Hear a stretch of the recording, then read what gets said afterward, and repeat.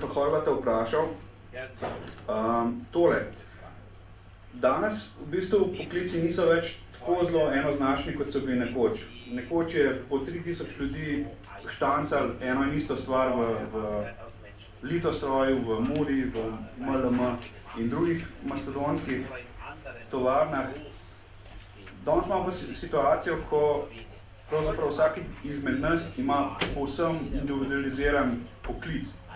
Imamo podjetja, ki se ukvarjajo z zelo posebnimi stvarmi in kako lahko v bistvu danes sploh spravimo skupaj neko skupino in določimo enega odločevalca, ki bo to skupino zastopal v tako imenovanem socialnem dialogu.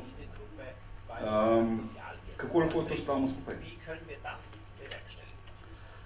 Najprej organizatorjem najlepša hvala za povabilo in prav lep pozdrav, spoštovane gospe, spoštovani gospodje. Kot rečeno, jaz sem Jožef Horvat, sem poslanec Državnega zbora, sem vodja poslanske skupine Nova Slovenija – Krščanski demokrati. Imam pa, ker sem zelo ponosen in hvaležen, tudi približno četrtstoletno izkušnjo v gospodarstvu. Zelo vesel sem vašega vprašanja. Kakšen dober mesec nazaj sem spremljal malčke, otroke, ki so prvič prestopili šolski prag. In sem razmišljal in sem prišel do zaključka, da vsled zelo hitrega tehnološkega razvoja in tudi drugih vplivov bo najbrž en zelo veliki delež teh letošnjih prvošolcev delalo poklice ali pa v poklicih, ki jih danes še ne poznamo. Ko sem v 80-ih letih, v začetku 80-ih let se zaposlil v enem velikem slovenskem podjetju, udeleženci Slovenije ga poznajo, to je bila tovarna oblačil Mura. Žal danes te tovarne ni več, pa ne po moji krivdi. Predno sem bil leta 2004 izvoljen prvič v Državni zbor, sem bil 10 let direktor informatike v tem podjetju. Nekoč smo bili celo referenčna stranka pri IBM-u z področja oblačilne industrije. In smo imeli zelo dobro razvite in računalniško podprte poslovne procese in tudi proizvodni proces.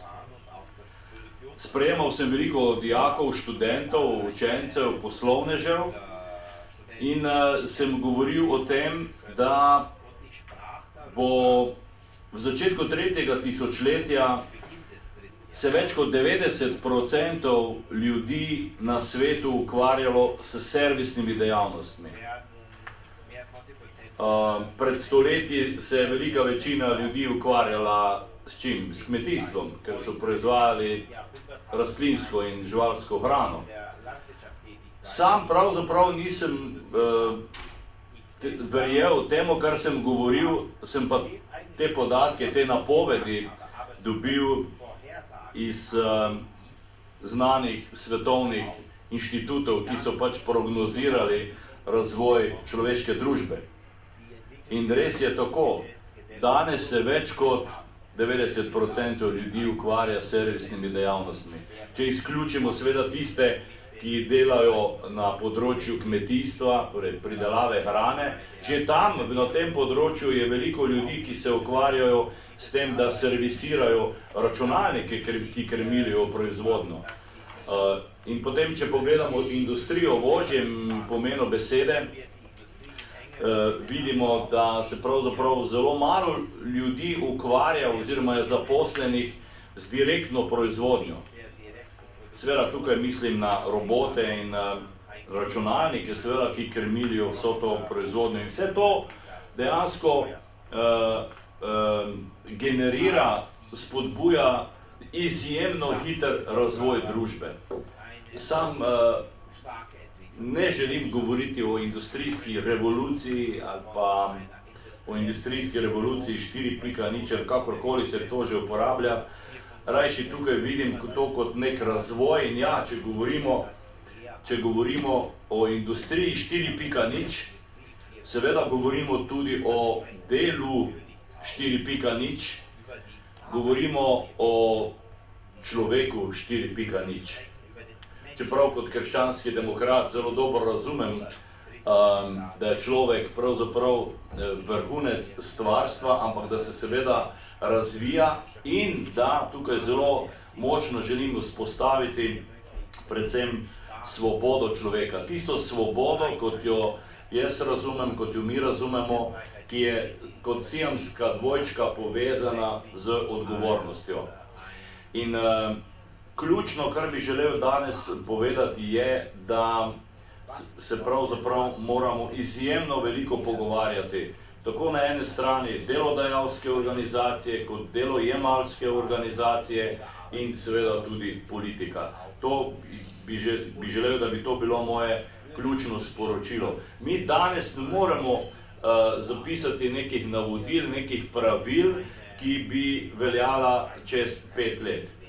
Moram biti tukaj najprej samokritičen, ker kot predstavnik zakonodajne veje oblasti lahko trdim in ugotavljam, da zakonodaja zelo cepeta, zelo zaostaja za razvojem tehnologije. Prav smo poudarjali, da pogovarjati se moramo z vseh vidikov, ne? Ampak kdo je zdaj tisti, ki ima legitimnost, da se pogovarja v imenu vseh? Po eni strani imamo ustaljen socialni dialog, sindikati, vlada, delodajalci. Po drugi strani pa ti sindikati predstavljajo manj kot petino vsega delavstva. Vlado izvoli približno, dajmo reči, četrtina volivcev. Predstavniki delodajalcev so pa tudi več ali manj večja podjetja, ki tudi približno ne predstavljajo vsaj polovice teh. Sprav, kakšna je legitimnost tistih, ki si prevzemajo vlogo pogajalcev oziroma tistega, ki se pogovarjajo, ne? In kako doseči, da bi ta legitimnost bila večja? Gotovo se morajo tudi sindikati spreminjati, slediti razvoju družbe.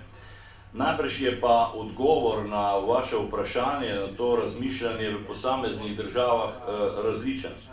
Vsak, ker vem, da je tu mednarodni auditorij, bo najbrž najbolje vedel, kako so v njegovi državi sindikati angažirani, uspešni, kako pravzaprav znajo zavarovati delodajalske pravice oziroma delavske pravice oziroma delojemalce. V Sloveniji imam občutek, glede na to, da smo stranka, ki praktično mesečno opravi teren, opravi obisk, terenski obisk, to pomeni nekaj občin, nekaj tisoč ljudi v enem dnevu obiščemo, v glavnem obiščemo družinska podjetja, mala in srednje velika podjetja, ki so hrbtenica slovenskega in evropskega gospodarstva.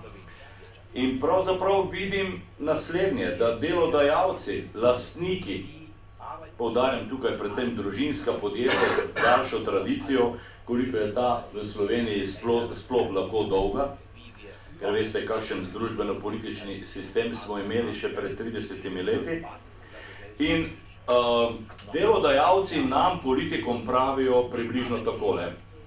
Moj največji kapital je moj tim, so moji sodelavci, moji delavci. Naprej, moji delavci nimajo pravice, da meni, lastniku oziroma direktorju kupijo jahto. Naprej, moje podjetje bi izplačalo 13. plačo, božičnico, večji regres, če treba izplačalo del dobička, ampak je zakonodaja pri nas v Sloveniji postavljena žal tako, da država praktično polovico tega, kar bi naj dobil delavec, vzame. Tisti, ki poznate slovensko zakonodajo, mi boste pritrdili. Tako da res je, ključno vprašanje je, kdo zdaj naj pravzaprav in na kak način naj poveže delavce, delojemalce, kako se jih naj zastopa. Najbrž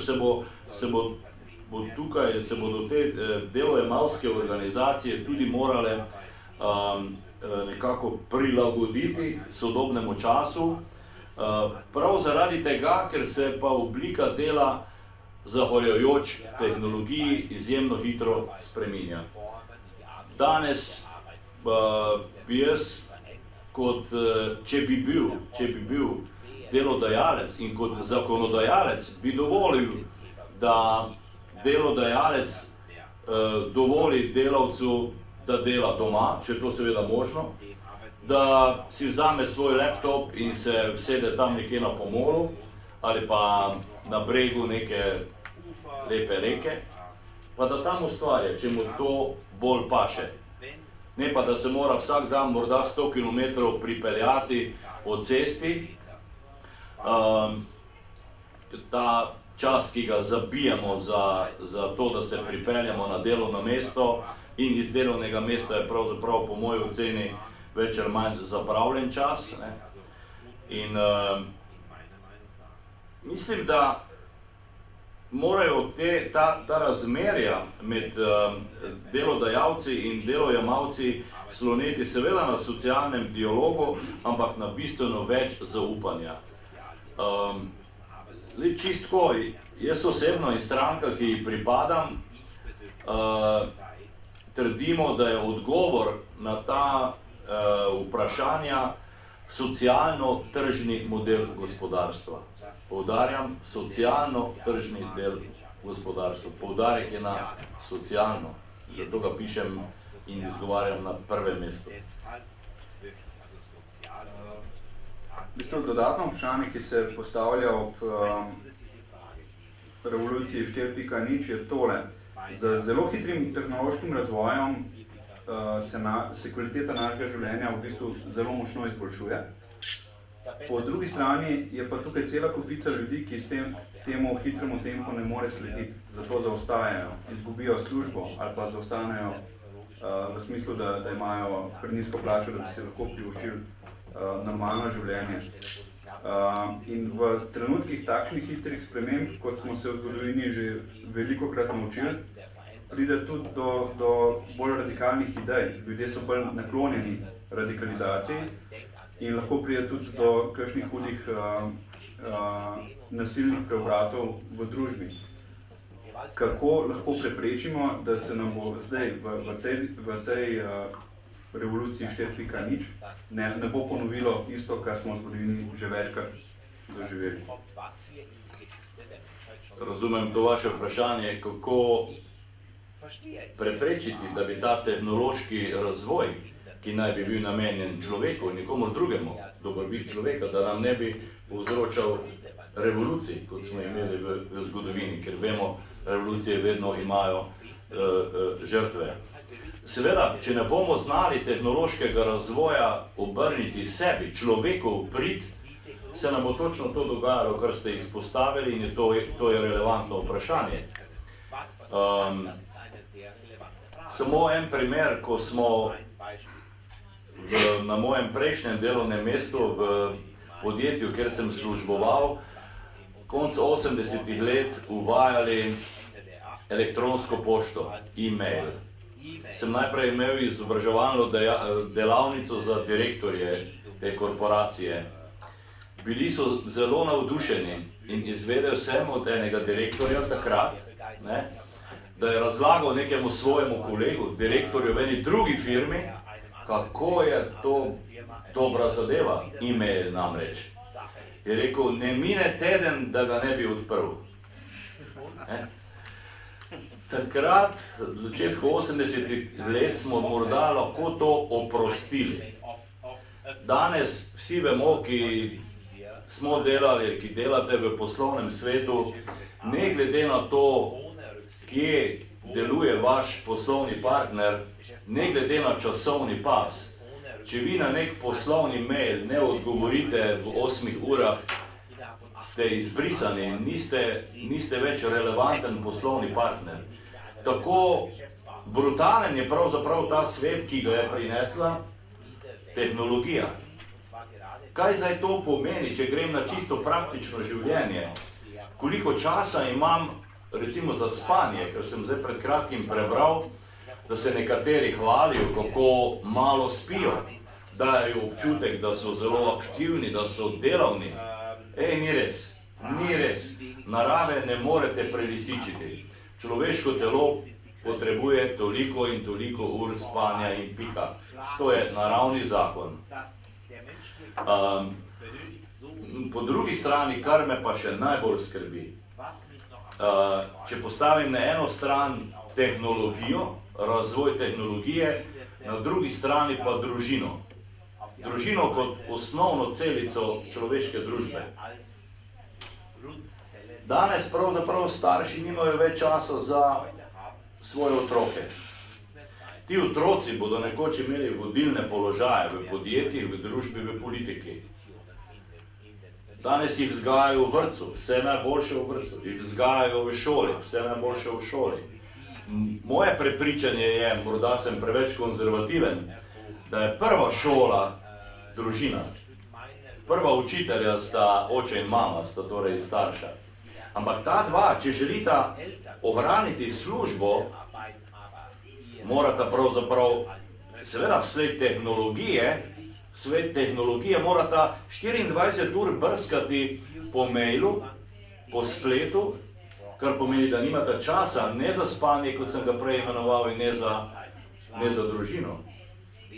Na drugi strani pa seveda je tukaj relativno velika skupina ljudi, ki iz takšnih ali drugačnih razlogov se ne more usposabljati, ne more temu tehnološkemu napredku slediti, ti zaostajajo. In ker govorimo o eksponentnem razvoju, eksponentni krivulji razvoja tehnologije in družbe, ki vsi temu ne morejo slediti, je seveda tudi ta razkorak se dejansko meri z neko eksponentno funkcijo. In tu je strahoten problem prihodnosti naše človeške družbe. Zato pravim, da se tukaj moramo veliko pogovarjati, vzdrževati socialni dialog. Res pa je, jaz enostavno tukaj ne znam odgovoriti na vprašanje, kdo naj bo zdaj tisti, ki bo predstavljal vse te delavce, ki delajo na tako zelo različnih delovnih mestih, kot sem prej omenil, lahko na pomolu z laptopom, lahko na še vedno v neki klasični proizvodni, obstružnici, v preskalnem stroju in tako dalje in tako dalje. V Sloveniji imamo tukaj tudi en fenomen, ki ga tukaj želim izpostaviti, morda je že bil v času tega seminarja izpostavljen. To je, da se v Sloveniji soočamo s preveč političnimi sindikati, ki seveda prihajajo, voditelji teh sindikatov prihajajo iz leve politične hemisfere, poloble. Nič za to, ampak to takoj pomeni, da to zastopanje potem ni korektno. Kolega Tone Kokal je šel, ki bi nam lahko povedal eno bridko izkušnjo, ki jo je on imel, ampak zdaj mogoče za udeležence tega seminarja iz drugih držav to ni zanimivo, ampak dogaja se ta negativni fenomen političnih sindikatov se pri nas dogaja. Poglejte, pa čist primer, mi smo imeli v začetku junija državno-zborske volitve. Nekateri, lahko rečem, najpomembnejši sindikalisti, predvsem iz področja javnega sektorja, so bili na glasovnicah oziroma so bili kandidirani za državni zbor. Ampak izključno na levih, da ne rečem ultralevih strankah. Na drugi strani pa se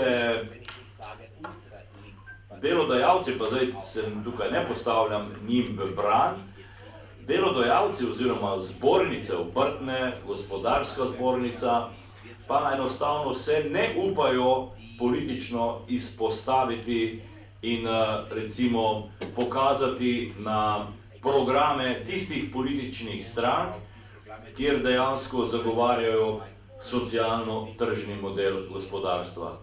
Nam se včasih očita, da smo neoliberalci, seveda to nam očita levi pol državnega zbora. Temu seveda ni tako. Mi enostavno verjamemo, da bomo enkrat tudi v Sloveniji uspeli vzpostaviti ta socialno-tržni model gospodarstva, ker bo res veljalo, gotovo, da to ne drži v vseh podjetjih, ampak ker bo pa res v veliki večini podjetij veljalo, da je delavec največji kapital vsake gospodarske družbe. Kot delodajalec in lastnik tega, dokler ne bo tega razumel in tako tudi ravnal, do takrat bodo vedno neki konflikti med delodajalci in delojemalci. Se pa absolutno z vami strinjam in to je vsebina, ki bi morali posvetiti najbrž zelo široko razpravo ki bi naj preprečila ta prevelik razkorak med tistimi, ki dohajajo ta tehnološki razvoj in tistimi, ki enostavno temu ne morejo slediti. Pa dajmo to sprejeti kot iztočnico, ne? Začnimo ta pogovor zdaj. Se pravi, vsi prisotni, vas lepo prosim, če lahko odpremo debato o tem, kako pač bomo pripeljali sistem do tega, da bo tehnologija v službi nas, ne mi v službi tehnologije, da bodo tudi tisti, ki pač v teh hitrih spremembah zaostajajo, nekako bili uspešno vključeni v tole našo družbo, kako se bomo znali med sabo pogovarjati, poslušati, delodajalci svoje delavce vključiti, obratno tudi razumeti. Tako da pač prosim za kakšne predloge, za kakšna mogoče dodatna vprašanja gospodu poslancu. Beseda je vaša.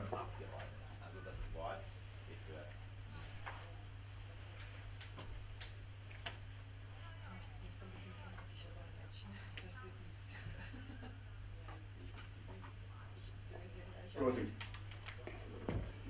Ja, hvala za ta izziv, Boštjan, in za do sedaj povedano. Bom takole ubesedil verjetno občutke večine omizja. Po kosilu je kar težko reševati take trde orehe. Še predsednik vlade, ta nov predsednik vlade je rekel, da trdih orehov še ne tre, ampak vseeno. Naša naloga je vseeno iskati tudi nekaj odgovorov.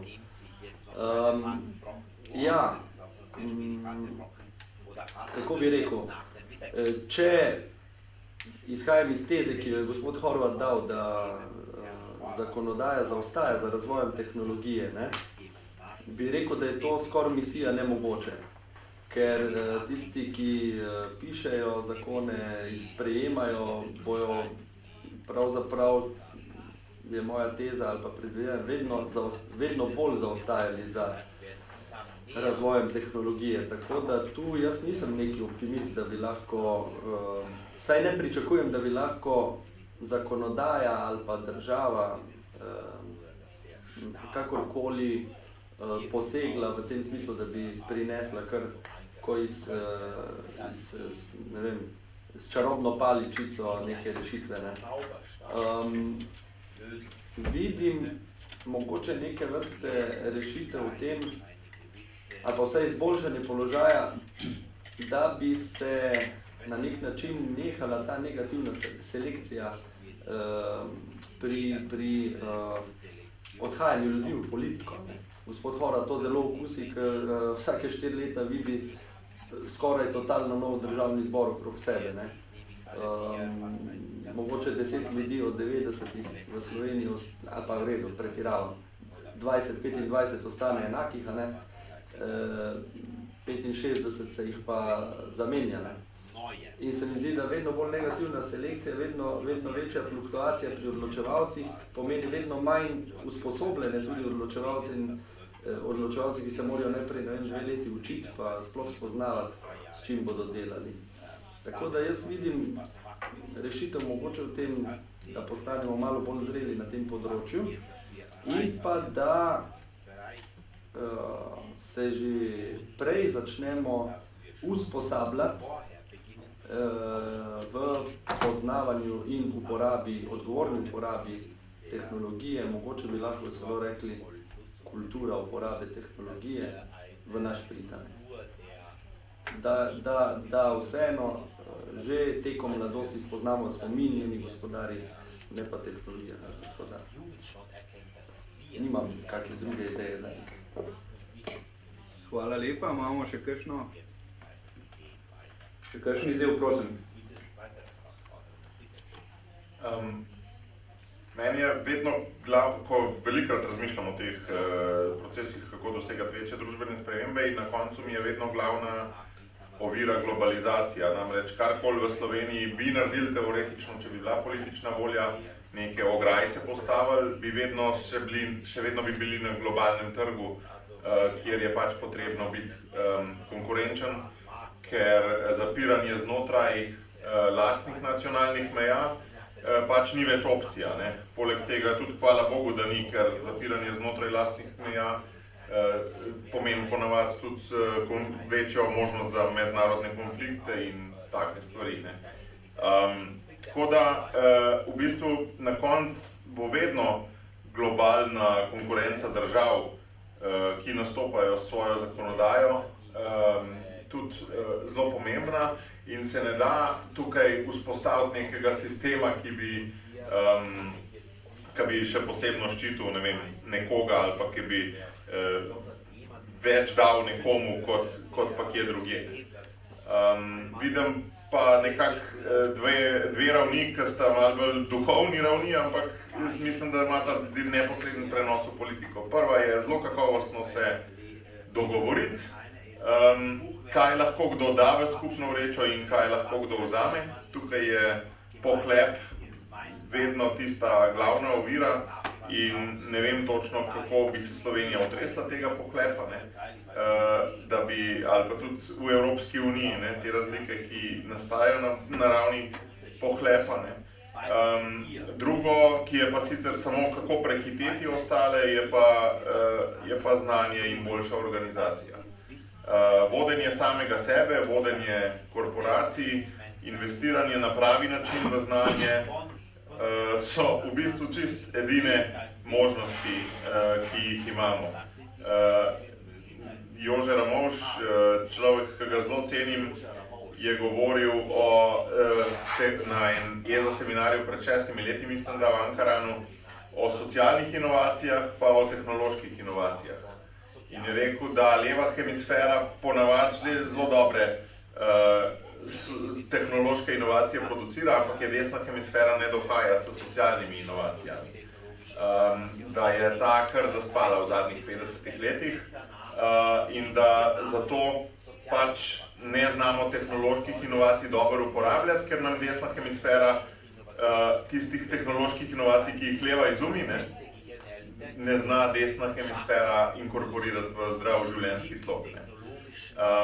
Tako da jaz tudi v svojem osebnem življenju poskušam čim več svojega časa namenjati socialnim inovacijam. Zdaj, ali je to z tem, da se nekako organiziramo drugače, ali s tem, da se neke skupnosti aktivirajo, ali s tem, da se med seboj povezujemo, ali s tem, da stopamo v medsebojni dialog, tisti, ki prej niso imeli dialoga, da ga potem imajo, ali s tem, da se opazi neke skrite rezerve, predvsem v znanju, po socialnem kapitalu, kjer jih do zdaj še ni nihče opazil in se jih aktivira.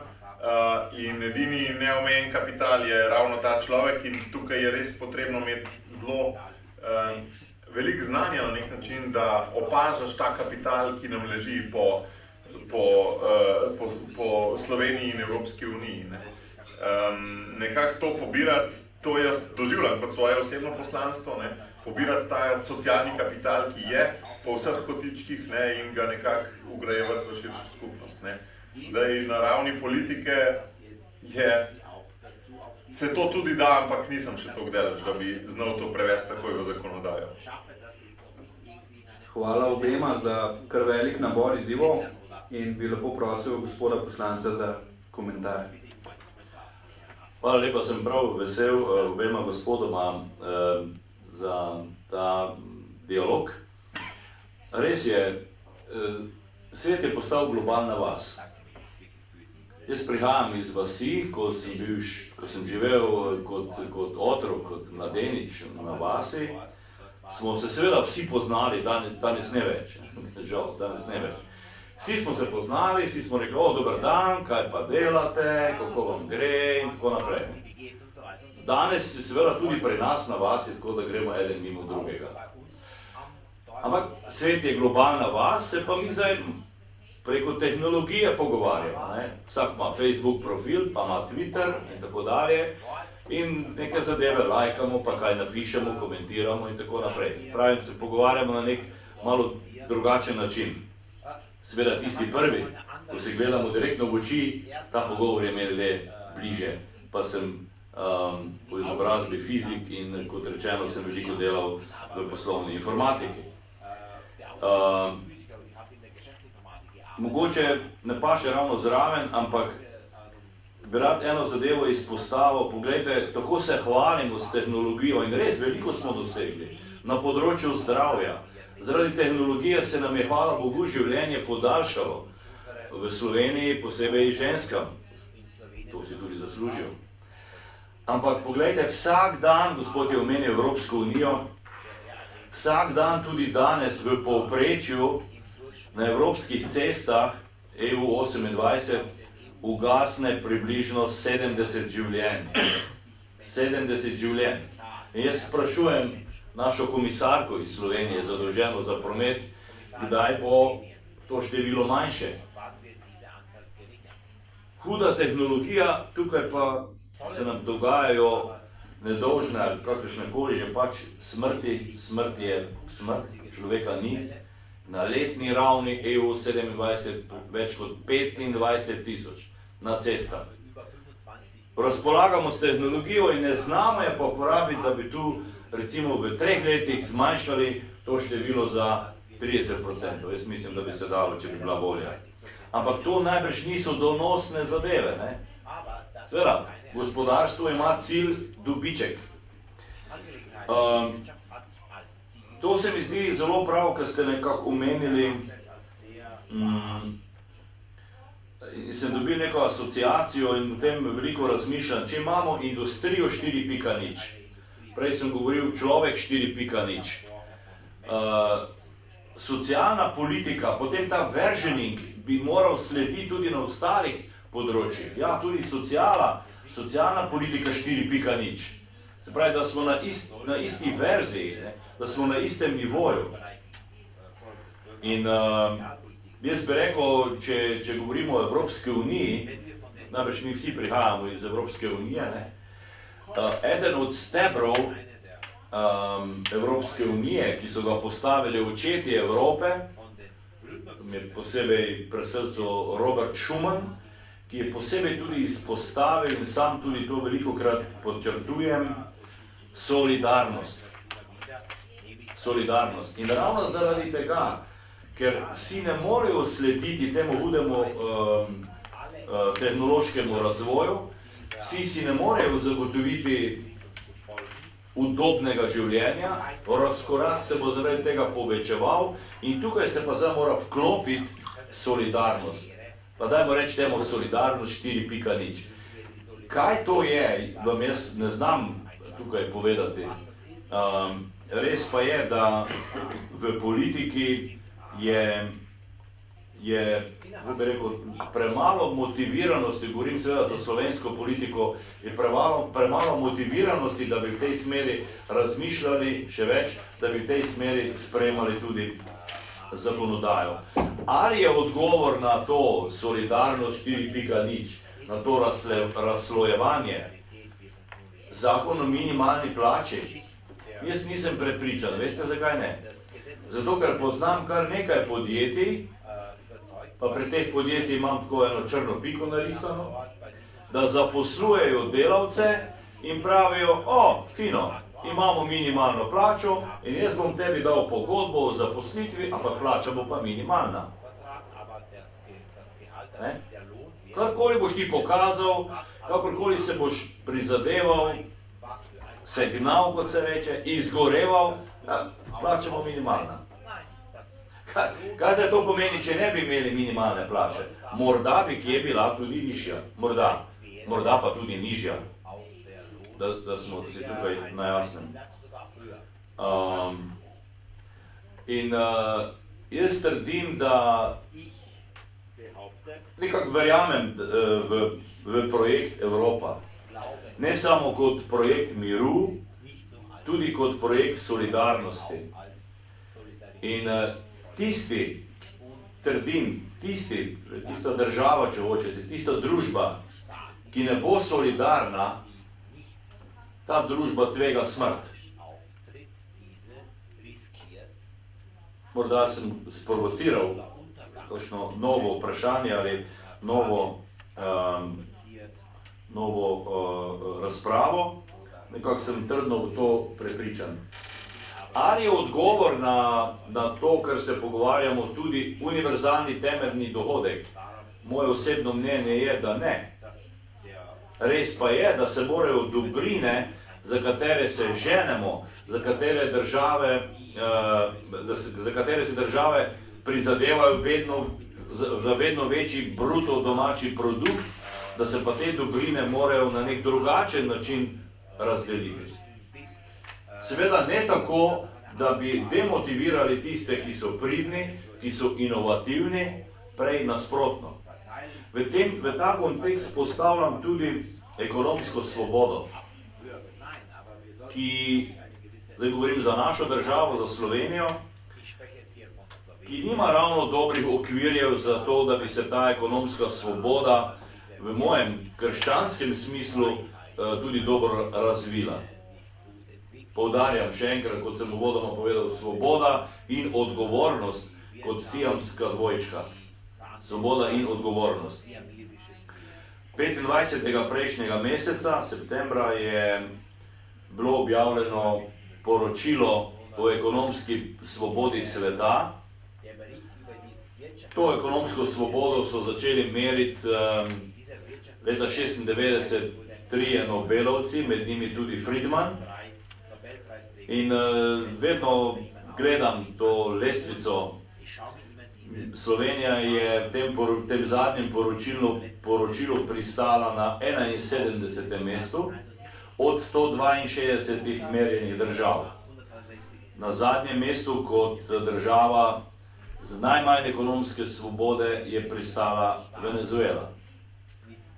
Ampak jaz kot Evropejec, kot Slovenec, kot državljan države v osrčju Evrope ne morem biti zadovoljen z 71. mestom, kar pomeni, da v Sloveniji je ta ekonomska svoboda še vedno zelo, bom direktno povedal, tlačena.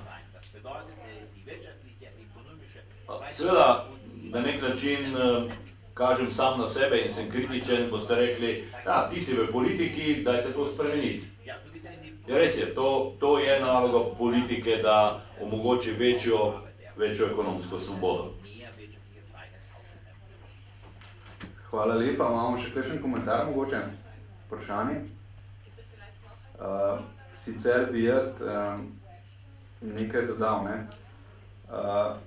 V Sloveniji pa mislim, da lahko posplošimo na vso Evropo, smo zelo radi nezadovoljni, ne? Opozarjamo prej smo opozorili na negativno selekcijo, na pohlep. Po drugi strani pa v diskusiji, v socialnem dialogu sodelujejo zgolj in samo tisti, ki imajo neposredno od tega neko svoj osebni vrtiček, svojo osebno dobrobit, se v resnici pravzaprav borijo samo zase, ne pa prav za tiste, ki naj bi jih predstavljali. To se pa lahko dogaja samo zato, ker vsi ostali, kljub temu, da smo nezadovoljni, se ne angažiramo, se ne udeležujemo pravzaprav teh procesov, ki bi pač lahko privedli do tega, da bi naš interes bil bolje uresničen. In me zanima pravzaprav, zakaj, ne? Zakaj mi v Sloveniji pravzaprav smo stalno nezadovoljni, naredimo nič, obenem pa pričakujemo, se bo država vse uredila, ne? Pa kje je rešitev? Je rešitev, ne, moramo v šole uvesti obvezno učenje o socialnem dialogu, ali kaj je tisto, da nas bo izpeljalo ven iz tega? Hvala lepa za to izhodišče. Tu se mi zdi, da ravno to razmišljanje, vse bo država naredila, vse bo država poskrbela, vse bo država, ko bom prišel v penzijo, mi bo že dala penzijo, vse bo država, ne?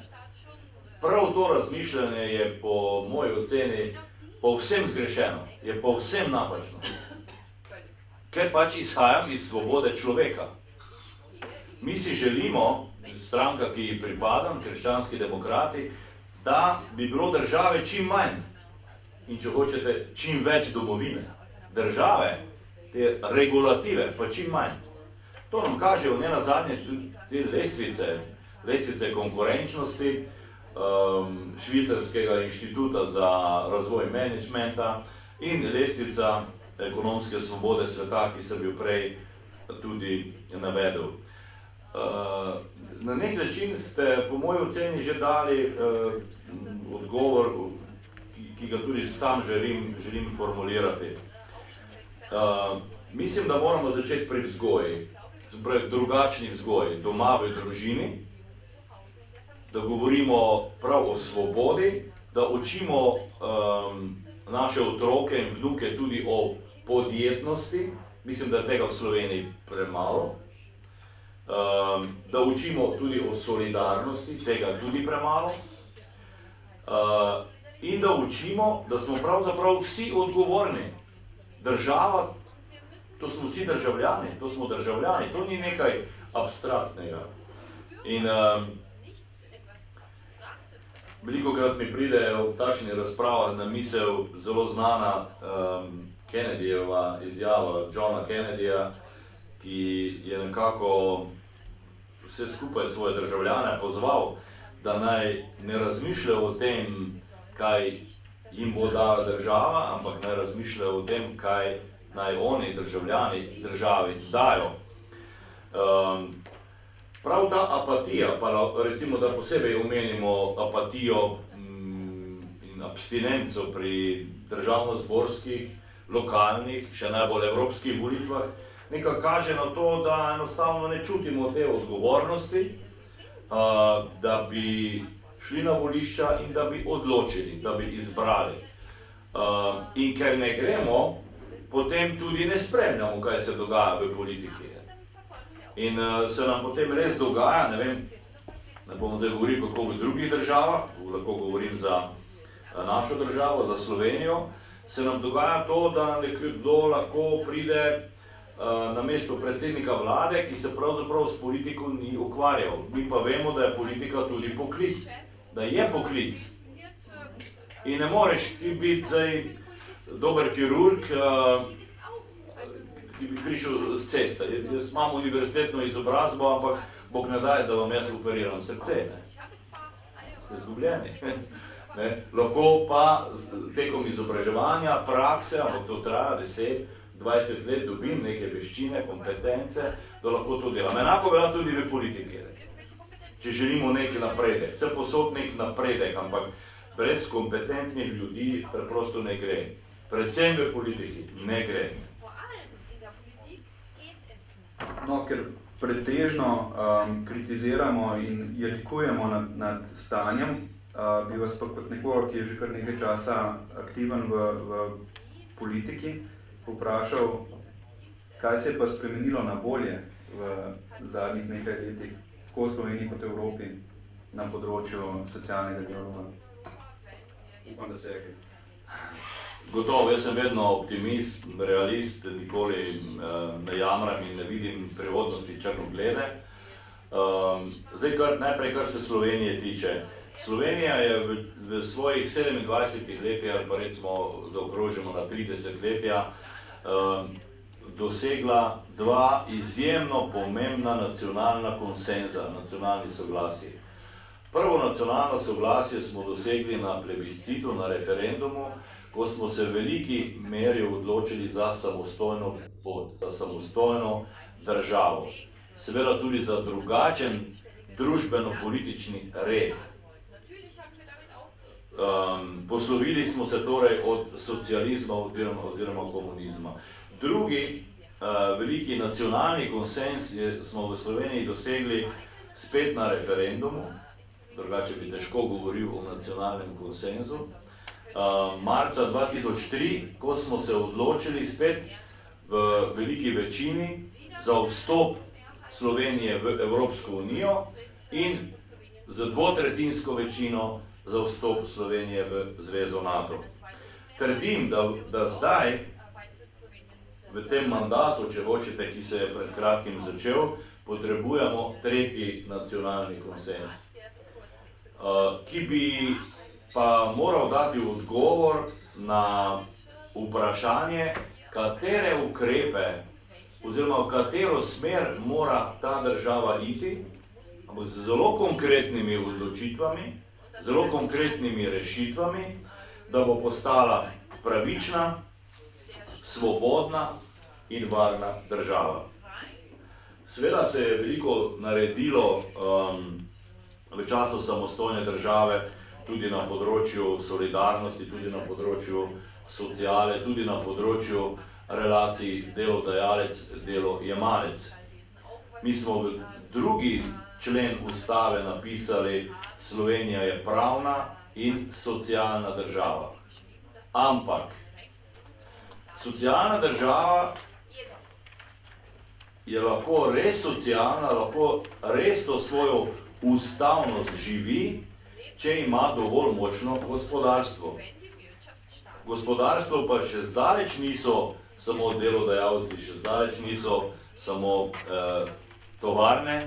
Gospodarstvo so predvsem delodajalci, lastniki podjetij in delavci. Zato sem že večkrat poudaril socialno-tržni model gospodarstva in dejansko tukaj ta dialog vidim med delodajalci in delojemalci kot ključnega tudi za gospodarsko in socialno prosperiteto.